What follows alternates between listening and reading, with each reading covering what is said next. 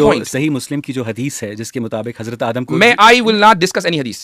I will not discuss any hadith. ठीक है, हम ये चीज डीरेल हो जाएगी, डीरेल हो जाएगी। हजरत आदम जो है जुम्मे के दिन असर के और इशा के दरमियान पैदा हुए।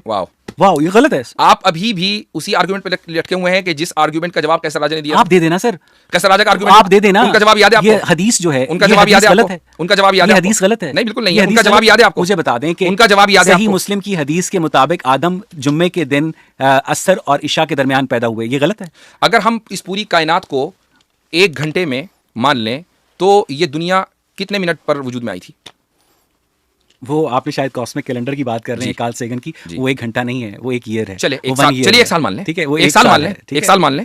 1 साल आ गया था, यानी साल में वजूद में आ गया था जब कायनात बन रही थी। उसमें क्या साल वजूद में आ गया था जब कायनात बन रही थी?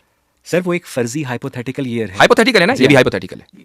अच्छा, ये भी इस्तिआरा है। अच्छा, ये भी इस्तिआरा है। की जो तो हदीस आपके है, यहाँ इस्तिआरा है। साइंस में जो इतनी सही रियलिस्टिक मुस्लिम की है जो उसमें हदीस है, इस्तिआरा इस्तिआरा अलाउड है। और जो चीजें कुरान और साइंस में सुन्नत इस्तिआरा अलाउड है? आप ही तो कह रहे हैं। क्या? अभी तो आपने कहा कि हाइपोथेटिकल है। वो मॉडल समझाने के लिए, मॉडल समझाने के लिए, ये भी समझाने के लिए। अच्छा, ये वैसे ऐसा हुआ नहीं था, ऐसा हुआ नहीं, कोई जरूरी नहीं है। अच्छा, ठीक, ये सिर्फ समझाने के लिए है।